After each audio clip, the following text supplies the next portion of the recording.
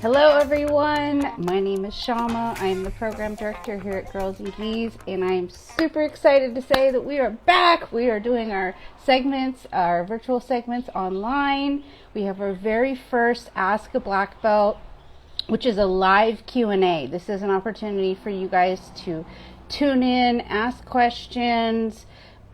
We have an incredible instructor today. Her name is Alex Enriquez. She's a black belt out of Atos in Georgia. You've probably been seeing her turn up the jiu-jitsu scene.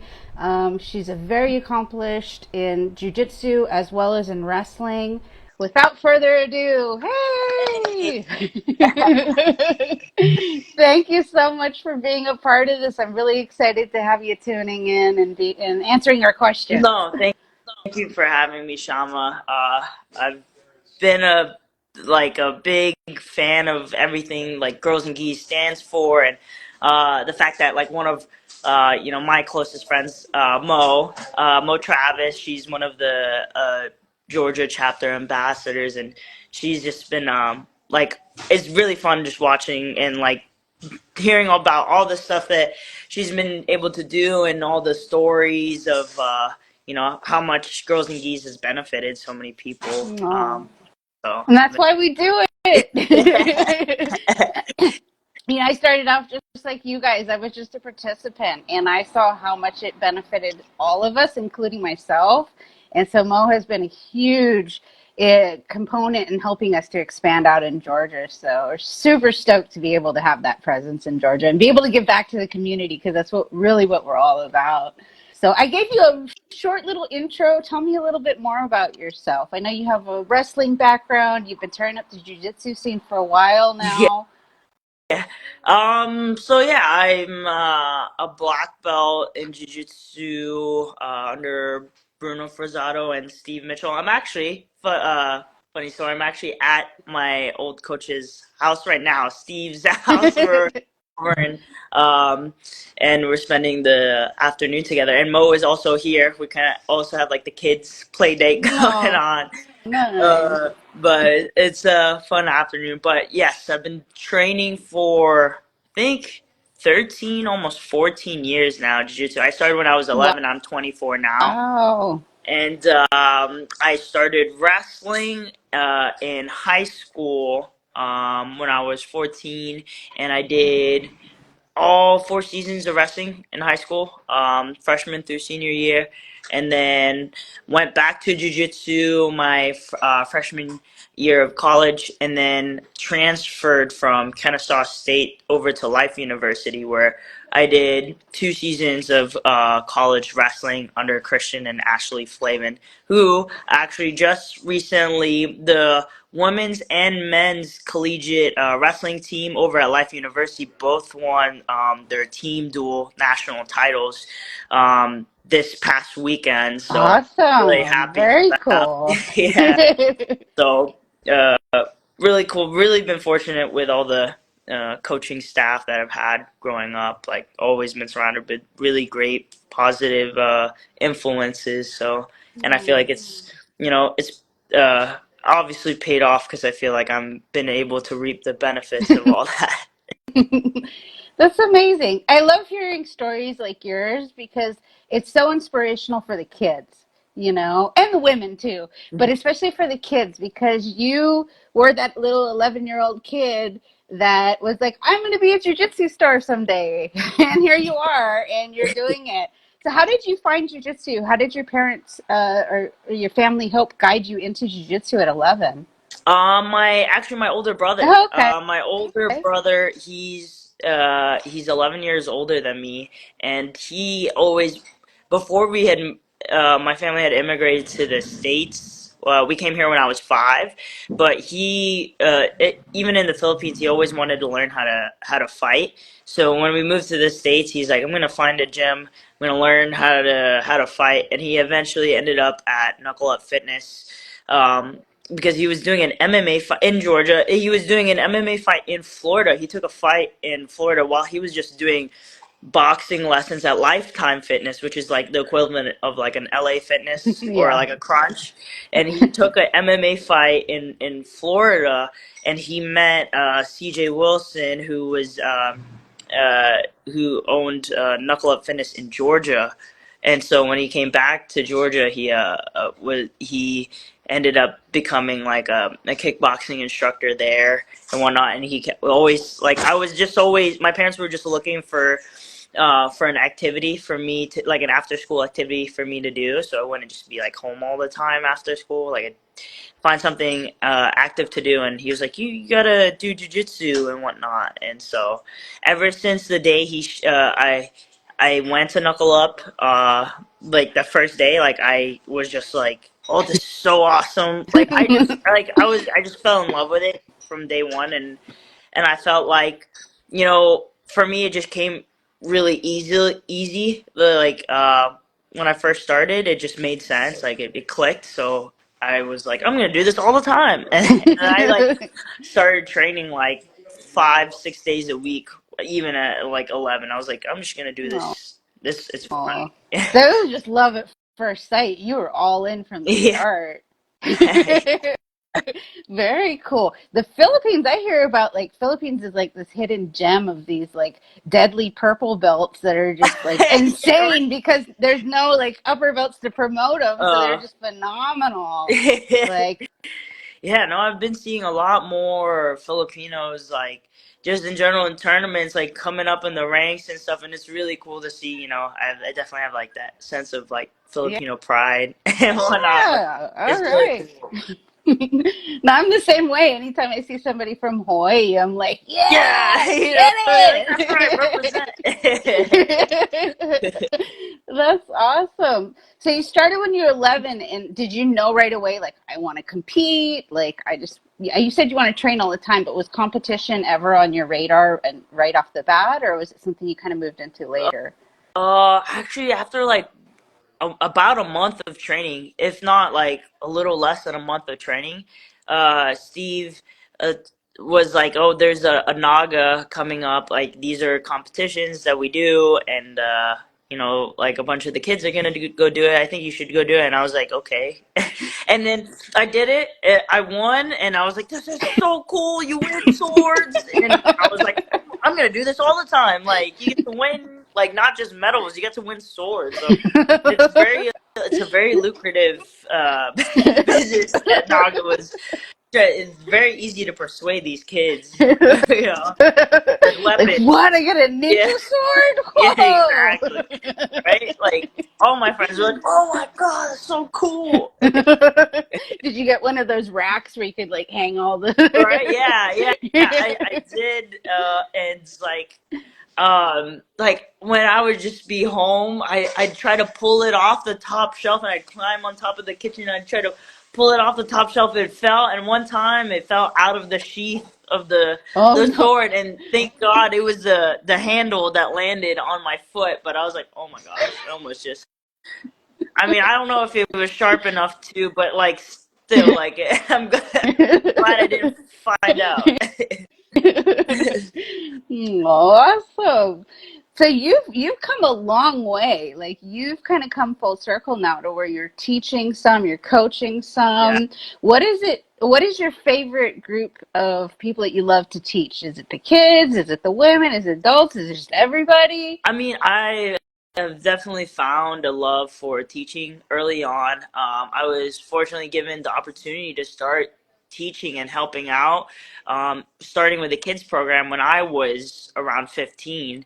And then so since then, and even then, what was really cool was that I had, my coaches would give me criticism for after helping out with the class or teaching the class, like, oh, you could do this or better and whatnot. And so I felt like it was really good for me, and helps my teaching and career and structure get better and better, over time. But now over at Atos, I work with the 5 to 7 year old program, Oh, fun.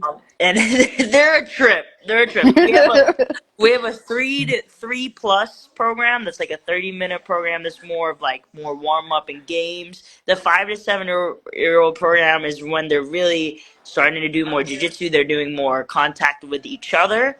And then we have an 8 to 13, and then I also teach the adults basics program, and get to be like get a hand in like people their first day starting jiu-jitsu and whatnot.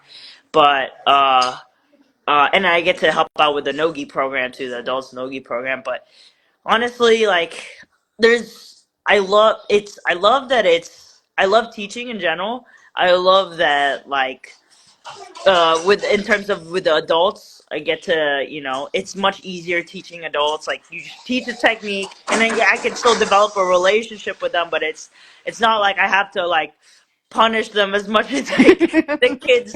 So the kids is like it's a love hate, because like some days like I think they're adorable. Some of the things they say, some of the things they do, I'm like, oh, this is amazing. And then other days I'm like, I'm ready to kill you. Like I said, stop.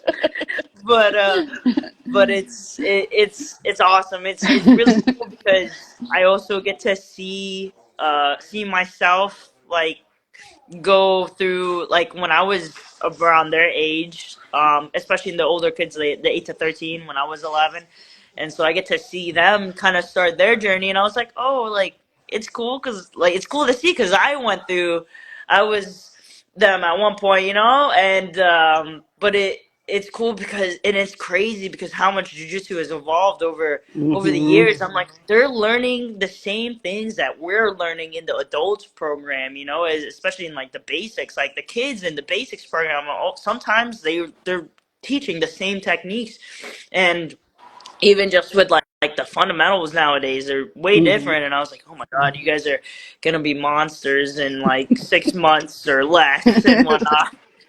So it's really cool to see, but yeah, I love the kids program.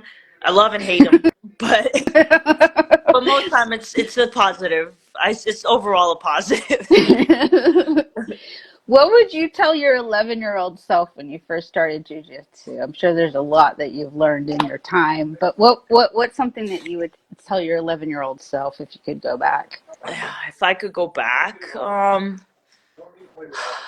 thought about that because like I look back and I was like, the journey was honestly, I feel like the best journey I could have had, just because of like the support system I've had, and I feel like even now, like as that I'm older and 24, I mean, I still talk to Steve and ask for like advice all the time. I mean, just like 30 minutes ago, he was like giving me advice on how to cut bread better because I'm left-handed. He was like, you should start from the left side since you're left-handed, so it's easy. And I was like, you know what? I know what I'm doing, Steve. And then I started doing. I was like, man, yeah, it is better if I do it that way.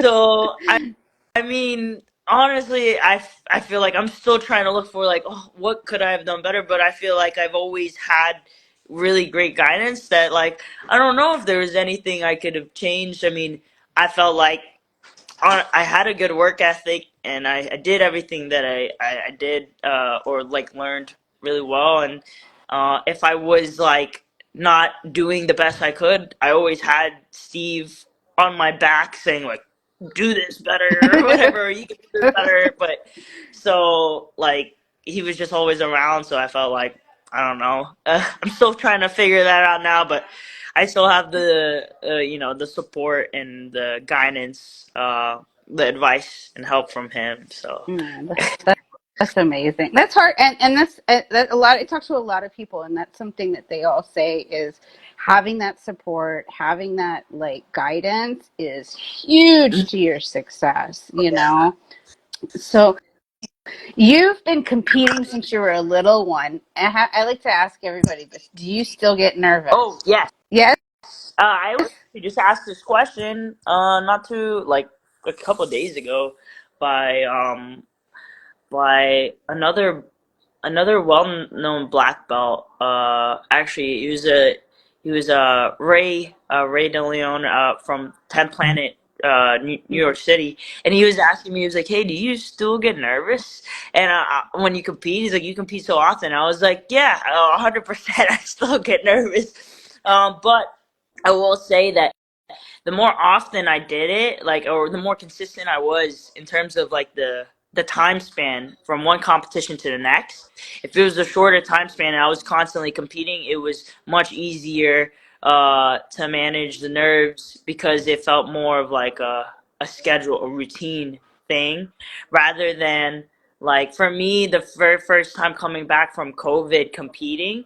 I was like super nervous. I was like, I think everybody was. They're just like, I mean, the world's starting back to normal, and it's like we haven't competed in so long, and then, so there was a lot of nerves around there. But like, even now, like if I take like a month or two off of competition and come back, it's like it feels a lot more.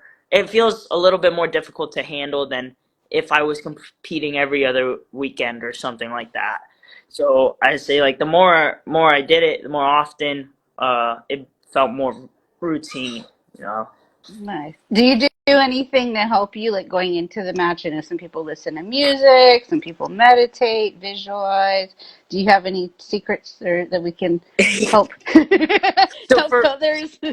so for me, I see a lot of people always like they like to listen to music. I actually I don't. I actually like to take in the environment and all the sounds around me so I can kind of soak in and like be used to everything, all the noises around me, so I don't just like shock my body with like if I take off my headphones and then all of a sudden there's like all this noise that could be really alarming to me. Like if like especially if people have like sensory issues, being around around a lot of kids will do that. Will give you sensory issues all the time when there's like so many of them all at once and they're screaming.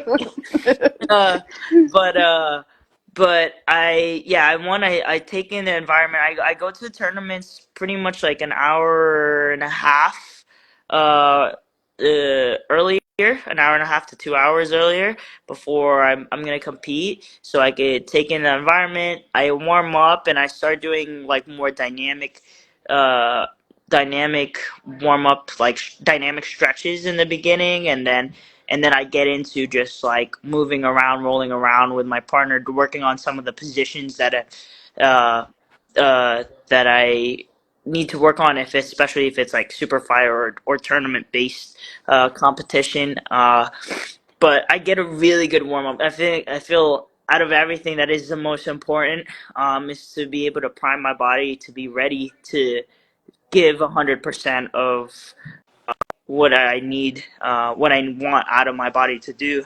Um, so I just do that. In terms of like nutrition and food, I eat I eat like if it's like in the morning and whatnot before my tournament, my body's pretty used to like my breakfast is, if I have one. I am actually used to training in the morning fasted, but usually if I do have a breakfast or before workouts, I'll have like a plain Eggo with peanut butter and honey. Um, and sometimes pecans on top, but that's like easy for me to digest. Like my body's used to it, and so I could do that. Give myself the simple carbs it needs to fuel itself for the however long the rounds are. Mhm. Uh, but yeah, kind of that's like my routine for for tournaments, and then I just sit around, wait. I try to stay warm. I'll like cool down and then I'll warm back up again because I try not to. For me, it's more like I need to be patient because I'll get there early and then I don't want to warm up too early and then get cold again. Mhm. So I try to start warming up maybe like 30 to 40 minutes before, because I warm up for a long time. It doesn't mean that I'm like exhausted, but I won't like kill myself, but I try to be sweaty for sure, like warm. Nice. Do you do anything for like mental prep, or is it just all? It's more muscle getting your body, or I know some athletes do both. Some Yeah, just kind of focus more on the physical. yeah. For myself, I feel like, uh, and I know it's different for everyone, but for myself, I feel like I gain a lot of my confidence and my my calmness from the preparation I've already done, and I know if I've been super prepared, I did everything I should have been doing leading up to the tournament, then I don't feel mentally like I don't feel like I don't feel anxious before the tournament. I can get nervous, but I don't feel anxious when I'm like prepared. And in terms of like when I'm at the tournament, I like I know a lot of people. Some people have their mantras and whatnot. I'm more just for myself. I didn't need it. I don't need it personally, but I know it could be different for everyone, and I don't like I feel like each fighter should do whatever, or each competitor should do what is best for them, whatever they need. But for me personally, I'm just like, okay, I know all the work's done. Um, in terms of mental aspect, I've been around a lot of I've been around some sports psychologists before, and as well as like I've asked a lot of I've been able to have access to a lot of high level athletes in their sport and knowing how they think, how their mentality is. And I think, and for me personally, my mentality is that when I step on the mat, I'm the best. I don't care if you're better than me or if everyone says you're better than me, but I know I'm good enough to beat you. And it doesn't come from a place of like ego. It's more of like I just know this is a fact because like this is how I need to. This is the mentality I need in order to beat you, and I fully believe this 100%, because of the preparation and the work I've done, um, and I feel like as you win those matches, as you win those tournaments, you definitely build that confidence to believe yourself, so you don't have this like imposter syndrome. But I feel like when you're out there and you're competing, like there's there's so much. My only focus is gonna be me versus the other person across the map from me. So I don't want to worry myself about any other problems, adversities other than what's in front of me. So That's smart. That's smart. You just get the tunnel vision and yeah, go with I'm it. like, okay, it's just me versus you. That's it. I don't have to worry about me versus me. That was maybe something in training last week, but now it's about me versus you, and I'm gonna win. Nice. No, and I think you're touching on it. It's a lot of it is just having the confidence in that thought, that mindset, and believing that it can be done. Because if you can believe it, then you can do it, right? So that's awesome.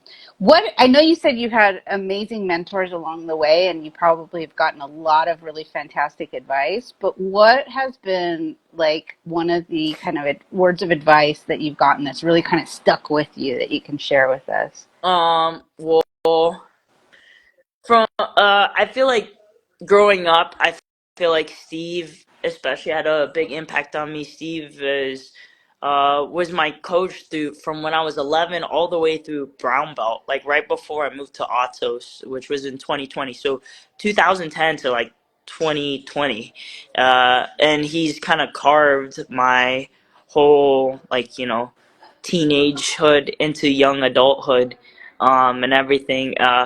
And so like on and off the mats, I feel like he was like my jujitsu dad. He is like my jujitsu dad, and it's really been really fortunate to be able to find that relationship. Growing up and have that kind of figure to look up to. But some of the things, like if I were just like the thing you said, like what's come of the advice, and I think one of the first things that popped up in my head was like he always says this all the time, and it was like not even a jiu-jitsu thing, but just like me going out to go live my regular life. He's like, don't do stupid shit. So I remember that. So this day, uh, he's like, don't do stupid shit. So I'm just like, every time I'm thinking about doing something, I'm like, is this I think about it. I Does was this like, is this qualify? smart? Is this but that was something like I guess like as a young teen athlete, is like okay, you have, especially I feel like it's very easy as a young teen, like even before, let's say before you even have your license. I mean, you don't have any control over your life other than your parents taking you to practice. It becomes really easy to get really good at jiu-jitsu when it's just like, your parents are in charge of everything. And I see more kids like fall off after, they're starting to give the freedom of like driving, going places, or, you're starting to go have a job and work and stuff like that, other responsibilities, and then until like after college, when now it's really, your independent life. So that, like, just being able to decide and focus on like what you want out of life, out of after that was the hard part. And I feel like jiu-jitsu was always like a constant for me, and it was like a place of like, this was jiu-jitsu was like my safe space. No matter what anything else was happening in life, it was just like, okay, I could always go back to jiu-jitsu. And so I always uh like had it as like, oh no, I like a happy place for me to be at. So it was, no matter how much I was training, I never felt like burned out, because I was just like, no, this is the place where I reinforced it with the positive emotions around it. No, and I But think that's super important. We have a segment where we called Next Gen, where we talk to young girls that are coming up. And I've been doing this for 20 years, and I always see like once they hit like puberty or a little bit after, yeah, they drop off. yeah, And I get it. Life goes mhm, in different directions. You want to go hang out with your yeah, friends. You want to do other things. And the one thing that has been constant that I've been hearing is having a really solid support system and a place that they want to mhm, go to, and that is what keeps a lot of them in through that phase where it's like you said, don't do stupid shit. Like maybe don't get in yeah, the car with your friends if they're drinking, because yeah, that could yeah, change real quick exactly. the whole trajectory of your Hmm. life. And so I think having that solid kind of group of adults that kind of mentor you as a young kid to kind of steer you on the path of not doing Hmm. stupid crap, Yeah, yeah, it helps a lot, and I think that maybe that's why if we have more environments like that, we'll see more kids sticking through that kind of phase of their life. 100%. I see. I mean, like some good examples of that are like Cole Abate, Mika Galvao, and they're like, at the top. Like, they're so young, and they're considerably the top guys at their weights.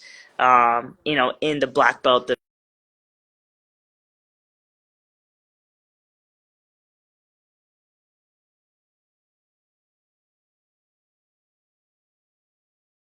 you know.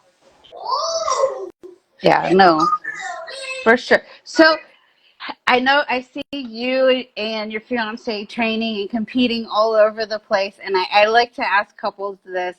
Are you guys able to train together? And how are you able to train together? And what advice can you give to those out there that Oh my maybe have god. a little bit of a hard time training together? This topic. Oh my gosh. Yeah, you can tell. You're I like, went oh, there. oh, I that's went there. strong. I had Yeah. to. No, it's good. It's good because I've seen other couples, they talk about like, I can never train with like my husband or my wife or whatever, and it's like I feel like, oh well, like, if the couple is like, a boy and a girl, I was like, well, it's not as hard, right? Because at least like you guys aren't like each other's actual turn like You're not going to meet competitor or each something. other in the Yeah, absolutes. and then you have me and Faye, who are like doing ADCC. We're both would be in the same 55 in the smallest weight class, and we so happen to meet each other in the semis, and it's just crazy. But Faye and I do train together. We're each other's like, I think we're each other's like main training partners. That's awesome. Yeah, but we're still like, I walk around like 130 to 133. Faye walks around 105 pounds, 104 pounds or so.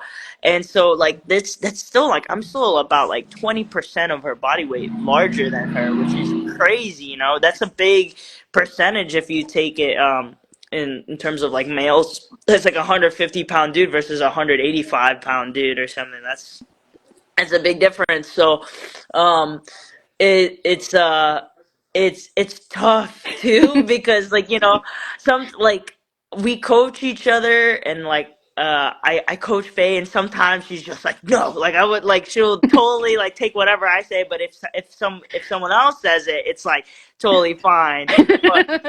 But it's like sometimes like it's just we always tell each other, like tell other people when they're like how do you do it, they're like it's we tell them like it's cheaper than therapy and whatnot. So we do get a lot of our like It's anger like, out, yeah, like on the mats, like oh I can't you believe didn't do the you didn't do the dishes. dishes, yeah. Or something like that, like oh that's it, you're gonna pay.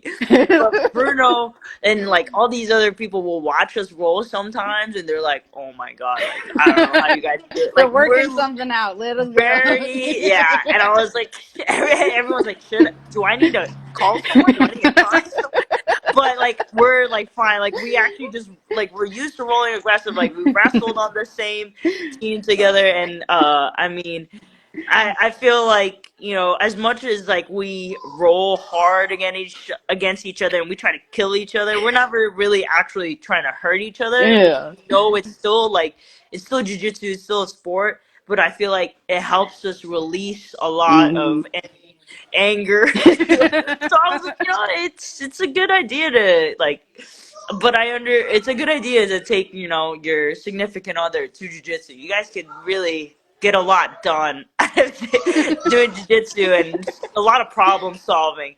But I do understand a lot of, for some people, they just like they can't even like drill with their significant other, like No, do like technique or that something. So I mean, thankfully it's not that way with Faye and I, I'm really thankful that it kind of worked out that way, that we were just best friends at first and then we started dating like years later, and it kind of just worked out. I feel like I found like a built-in partner now. Is yeah, it's that's like no, you're amazing. always training with me.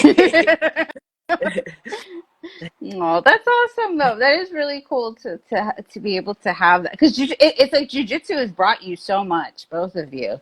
Jujitsu and wrestling world has really brought you a lot, and I love hearing success stories like this because, like I said, I've been doing this for a long time and seeing you guys now. You guys are that first generation of like I guess American jiu-jitsu, if you will, of kids that have grown up on jujitsu that are now taking the main stage, and taking it way further than my generation ever could have, or the generations before me. And so it's really awesome to see you guys. Like I said, you guys are offering so much hope to these young kids because so many of them look up to you and go, I want to do that. I want to be able to I'll be out there like making money and competing and Yeah, traveling and doing seminars. And I mean, for you, I'm sure there was not a lot of like role models to look up to, especially women in the sport that were doing what you're doing now. But I'm yeah. curious, who were some of your role models coming up? Some of my role models, I'd say, were like the high level competitors, like Mackenzie Dern, Bia Mesquita, Michelle Nicolini, some of the OGs. I'd say like even Tammy Musumeci. I mean, she's still Mm-hmm. competing now. Bia Basillo. I mean, and the thing is, like, they're so young. Like, I didn't realize because I was so young. I didn't have a good like idea of like what age was, and I was like they're still competing now, and I was like oh shit, they're only like 26, 27. They're not even in there, and I was like oh my god, I'm gonna be competing with them for a long time. but yeah, no, but it's cool to see now that you're saying that, because like being able to be at academy that I am now, where there's like we have so many kids like of all ages, and it's really cool because yeah, they get to see us like they like we're the current competitors and we're still relatively young, and they're like yeah, we want to do what you do and whatnot. And I was like oh yeah, it is, you guys, it is possible. Like I'm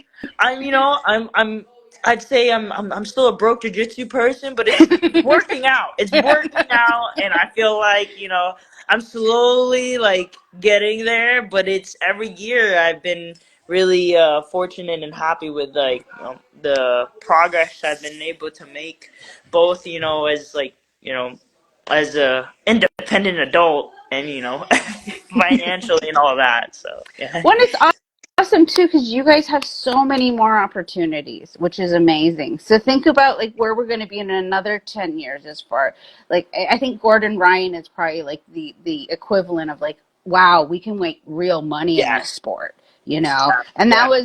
that's what he holds like an example for, so on so many levels. And to think that, wow, maybe women can actually make that kind of money someday, it's possible.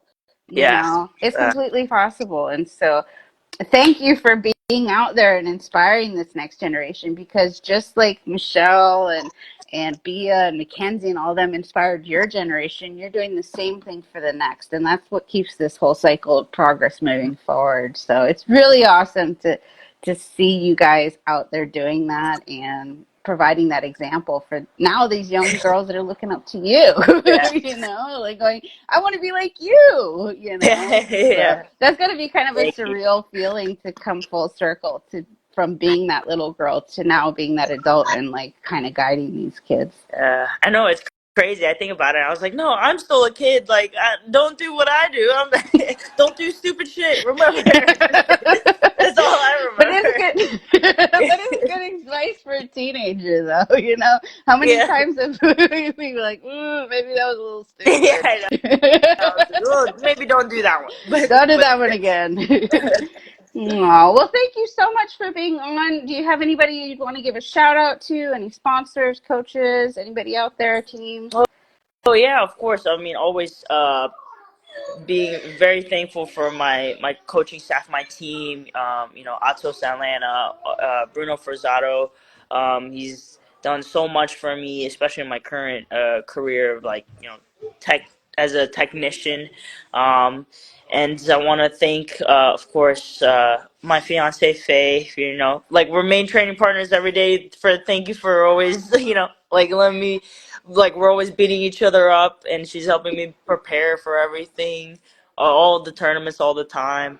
But in terms of sponsors as well, like Place of Peace, they're my no-gi sponsor, and they've always been able to help me, make it to the big stages, make it to travel, as well as providing me with like dopest, freshest gear. And I do have a discount code if you guys want to use it, Alex15 at the checkout.